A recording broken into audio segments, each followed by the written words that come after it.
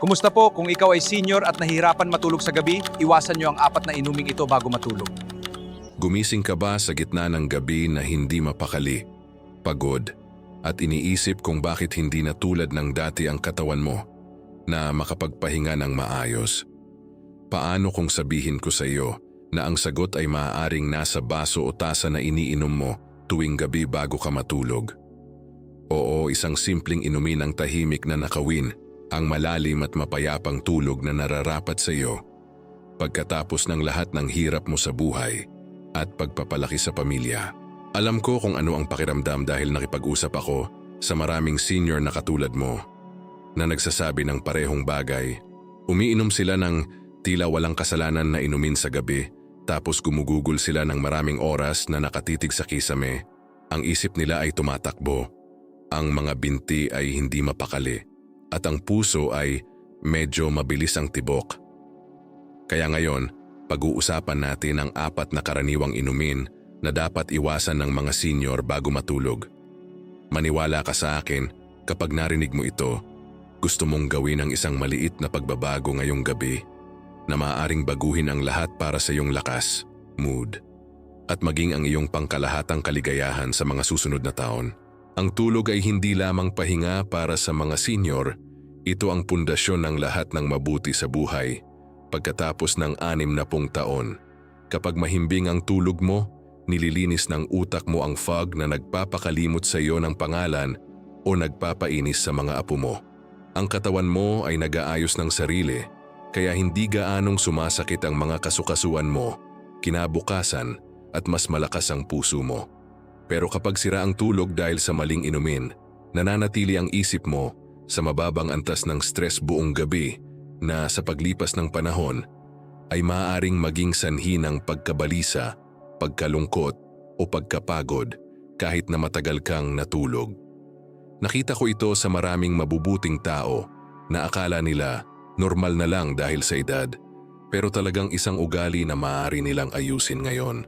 Simulan natin sa unang inumin na minamahal ng marami sa atin pero tahimik na nakakapagpuyat sa atin, ang kape. Oo, ang mainit na nakakaaliw na tasa na iniinom mo habang nanonood ng balita sa gabi o nakikipagkwentuhan sa asawa mo. Naglalaman ng caffeine ang kape at para sa mga senior, mas mabagal na pinoproseso ng katawan natin ito kaysa noong bata pa tayo. Ang caffeine na iyon ay maaaring manatili sa sistema mo nang hanggang 10 o 12 oras, humaharang sa natural na kemikal na nagsasabi sa utak mo na oras na para magpahinga. Kaya kahit inumin mo ito ng alas 6 o alas 7 ng gabi, ay gumagana pa rin ito laban sa iyo kapag pinatay mo na ang ilaw. Isipin mo ang kapitbahay nating si Mang Juan na 71 taong gulang na ngayon. Dati siyang umiinom ng kape pagkatapos ng hapunan tuwing gabi dahil nakaka-relax ito at nakakapagkwentuhan siya sa asawa. Pero nagsimula siyang gumising ng alas 2 ng madaling araw, hindi na makatulog muli, nabalisa at pagod buong araw. Akala niya, normal na lang sa kanyang edad hanggang subukan niyang laktawan ng kape sa loob ng 1 linggo. Ang pagkakaiba ay parang gabi at araw. Natulog siya ng mahimbing, gumising na refreshed at sinabi pa niya sa pamilya niya na parang 20 taon na mas bata ang pakiramdam niya. Iyon ang kapangyarihan ng isang pagbabagong ito. Ano ang maaari mong gawin ngayon para protektahan ang iyong tulog? Kung mahilig ka sa lasa ng kape, lumipat sa decaf pagkatapos ng tanghalian o mas mabuti, subukan ang mainit na herbal tea na walang caffeine. Bigyan ang katawan mo ng pagkakataon na magpahinga ng natural. Pasasalamatan ka ng isip mo sa mas kalmadong mga iniisip at ng katawan mo sa mas malalim na pahinga. Tandaan mo na nakuha mo na ang mapayapang gabi pagkatapos ng buong buhay na pag-aalaga sa iba. Pero ang kape ay simula pa lamang, kaibigan. May isa pang karaniwang inumin na maraming senior ang iniinom na akala nila ay walang pinsala pero lumilikha pa ng mas malalaking problema para sa tulog na kailangan mo ng husto. Manatili ka rito dahil sa susunod na bahagi, pag-uusapan natin ito at ipinapangako ko na ang kwento na ibabahagi ko ay magpapaisip sa iyo ng 2 beses bago ka uminom ng susunod na higop. Kung nandito ka pa rin, ibahagi mo sa komento kung ano ang iniisip mo tungkol sa kape. Patuloy tayo kung saan tayo tumigil.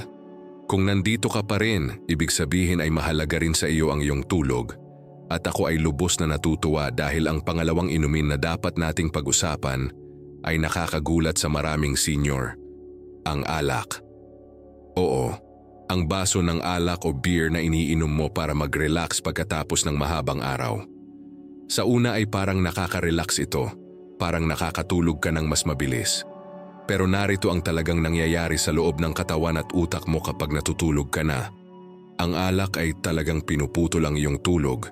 Pinipigilan kang maabot ang malalim na yugto ng pagpapahinga kung saan nag-aayos ang katawan mo at pinoproseso ng utak ang araw. Maaari kang gumising ng maraming beses sa gabi nang hindi mo naaalala at sa umaga ay parang groggy, irritable at mas pagod kaysa kung nilaktawan mo ang inumin. Para sa mga senior, mas malakas ang epekto nito dahil mas mabagal na inaabsorb ng katawan natin ang alak at natural na nagbabago na ang ating pattern ng tulog sa edad. Ang isang inumin na iyon ay maaari ring maging sanhi ng madalas na pagbangon para umihi na lalong nakakasira sa iyong pahinga. Sa panig ng psikolohiya, ang mahinang tulog dahil sa alak ay maaaring dagdagan ang pakiramdam ng pagkabalisa at mababang mood kinabukasan na nagiging mahirap na tamasahin ang oras kasama ang pamilya o manatiling positibo sa buhay. Naalala ko ang pakikipag-usap kay Lola Carmen na 68 taong gulang na at mahilig siya sa maliit na baso ng red wine kasama ang hapunan tuwing gabi dahil nakakatulong ito sa kanya na makalimutan ang maliliit na sakit at kirot. Pero nagsimula siyang mapansin na malungkot siya sa umaga at mas madalas na sumasagot ng masungit sa mga apo niya. Nang magpasya siyang palitan ang alak ng isang kalmadong tasa ng maligamgam na tubig na may lemon sa loob lamang ng 2 linggo, bumuti ang tulog niya, bumalik ang kanyang lakas. At sinabi niya sa akin na parang siya na naman ang masaya at mapagmahal na lola na kilala ng kanyang pamilya. Iyon ang uri ng pagbabago na pinag-uusapan natin dito. Narito ang iyong malinaw na hakbang-hakbang na plano ngayong gabi. Kung karaniwan kang umiinom ng alak sa gabi, subukan mong laktawan ito ng buo sa susunod na 7 araw. Palitan ito ng isang bagay na nakakaaliw tulad ng maliit na baso ng tart cherry juice na talagang nakakatulong sa katawan mo, na gumawa ng higit pang sleep hormone na melatonin ng natural, o simpleng uminom ng malinaw na tubig na may hiwa ng pipino. Ito ay nagpapanatili sa iyo na hydrated ng walang nakakagambalang epekto. Mananatiling mas matatag ang puso mo, mas malinaw ang isip mo, at gigising ka na handang tamasahin ang magandang buhay na iyong binuo. Mahusay ang ginagawa mo sa pagpapatuloy na makipag-usap sa akin at matuto ng mga lihim na hindi naririnig ng karamihan sa mga senior. Pero may 2 pa tayong inumin na tahimik na nakawin sa iyo ang pahinga na nararapat sa iyo, at ang isa sa mga ito ay isang bagay na maaari mong inumin araw-araw nang hindi mo iniisip ng 2 beses. Patuloy na manood dahil ang susunod ay tunay na nakakabukas ng mata at gusto kong magkaroon ka ng lahat ng kagamitan na kailangan mo para matulog ng mas mahusay simula ngayong gabi. Kung sumasabay ka pa rin, sabihin mo sa komento kung ano ang iniisip mo tungkol sa alak sa gabi. Patuloy ang ating usapan dahil nandito ka pa rin. At iyon ay nagsasabi sa akin na seryoso ka sa pagpapabuti ng pakiramdam mo tuwing umaga. Ang pangatlong inumin na dapat nating iwasan bago matulog ay ang soda o anumang carbonated na soft drink. Ang mga fizzy na matamis na inumin na parang nakakapresko pagkatapos ng pagkain. Ang problema ay puno ito ng asukal at madalas ay may nakatagong caffeine, dagdag pa ang mga bula na lumilikha ng gas at pamamaga na maaaring maging sanhi ng hindi ka komportable buong gabi. Ang asukal na iyon ay nagiging sanhi ng pagtaas at pagbagsak ng blood sugar mo habang sinusubukan mong matulog na nagigising ang utak mo at nagiging sanhi ng pagbaluktot at pag-ikot-ikot. Para sa mga senior, Ito ay lalong mahirap dahil mas sensitibo ang katawan natin sa mga pagbabago ng asukal na maaari ring makaapekto sa mood at antas ng lakas kinabukasan. Hayaan mong ibahagi ko sa iyo ang isang totoong halimbawa. Ang kaibigan kong si Tito Ben, na 74 na taong gulang, ay mahilig sa kanyang gabi-gabing cola dahil parang treat ito pagkatapos magtrabaho sa hardin buong araw. Pero nagrereklamo siya ng heartburn na nagigising sa kanya at parang sluggish kahit na 8 oras siyang natulog. Nang lumipat siya palayo sa soda, bumuti ang kanyang tulog na naging mas malalim. Bumuti ang kanyang digestion at nagkaroon siya ng lakas na makipaglaro sa mga apo tuwing hapon nang hindi pagod. Ang maliit na pagbabagong iyon ay ibinalik sa kanya ang kagalakan sa kanyang golden years. Narito ang eksaktong maaari mong gawin simula ngayong gabi. Palitan ang soda ng sparkling water na walang asukal o lasa o subukan ang maliit na baso ng maligamgam na gatas kung kaya ng tiyan mo. Naglalaman ito ng natural na sangkap na nakakatulong sa iyo na mag-relax. Iwasan ang anumang may bula o matamis pagkatapos ng hapunan upang ang katawan mo ay makapag-settle sa tunay na pahinga. Nararapat sa iyo ang mga gabing madaling makatulog at gumising na refreshed, handang ngumiti sa pagsikat ng araw. Halos tapos na tayo sa listahan pero may isa pa tayong inumin na maraming senior ang iniinom na akala nila ay nagbibigay ng kaunting lakas. Pero ginagawa nito ang kabaligtaran pagdating sa pahinga sa gabi.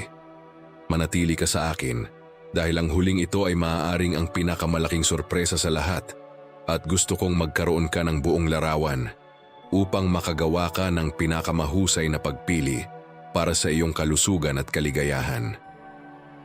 Kung nandito ka pa, ibahagi mo sa komento kung ano ang paborito mong inumin sa gabi. Patuloy tayong malakas at pinahahalagahan ko na nanatili ka hanggang ngayon dahil ang pang-apat na inumin ay isa na maraming senior ang binabalik-balikan kapag medyo pagod sila sa hapon o gabi. Ang energy drinks. Ang mga makulay na lata na nangangako ng mabilis na lakas na may mataas na halaga ng caffeine, taurin at asukal. Para sa mga senior, lalong mapanganib ito dahil ang mataas na antas ng caffeine ay nananatili sa sistema ng maraming oras na nakakagambala sa natural na proseso ng pagpapahinga na kailangan ng utak mo bago matulog. Maaari nitong pataasin ang tibok ng puso mo, mapabilis ang isip mo, at pigilan ang malalim na yugto ng tulog na nag-aayos sa katawan mo at nagpapatala sa memorya mo. Sa psikolohikal na aspeto, ito ay nagdudulot ng higit na stress kinabukasan dahil hindi kailanman ganap na nag-recharge ang utak mo na nag-iiwan sa iyo na parang overwhelmed o nakakalimot. Isipin mo ito, si Lola Rosa na 65 taong gulang ay nagsimulang uminom ng isang energy drink sa hapon upang makasabay sa kanyang volunteer work sa community center. Akala niya ay nakakatulong ito sa kanya na manatiling aktibo, pero hindi nagtagal ay nagigising siya hanggang hating gabi.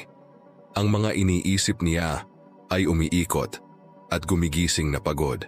Nang itigil niya ang energy drinks at pumili na lamang ng mahinang lakad at isang kalmadong routine sa halip, bumalik ang kanyang tulog, tumaas ang kanyang mood at nagkaroon siya ng sigla upang patuloy na tumulong sa iba na nagpasaya sa kanyang puso. Ang iyong aksyon ngayong gabi ay simple at makapangyarihan. Laktawan ng buo ang energy drinks pagkatapos ng tanghalian at pumili ng natural na paraan upang mapalakas ang lakas tulad ng maikling lakad sa hapon, sariwang prutas o kahit 10 minutong tulog kung kailangan mo ito. Pasasalamatan ka ng katawan mo sa steady na lakas buong araw at mapayapang tulog buong gabi. Napakalayo na ng narating mo sa buhay. Nararapat sa iyo na maging malakas at rested araw-araw. Ngayon na napag-usapan na natin ang lahat ng 4 na inumin, pagsamahin natin ang lahat upang masimulan mo agad ang paggamit ng kaalamang ito at gumising na parang pinakamahusay na bersyon ng iyong sarili. Kung sumunod ka pa rin hanggang dito, sabihin mo sa komento kung alin sa mga inumin na ito ang madalas mong iniinom Nakarating na tayo sa dulo ng ating oras pero ito ay talagang simula lamang ng mas magandang gabi para sa iyo, kaibigan.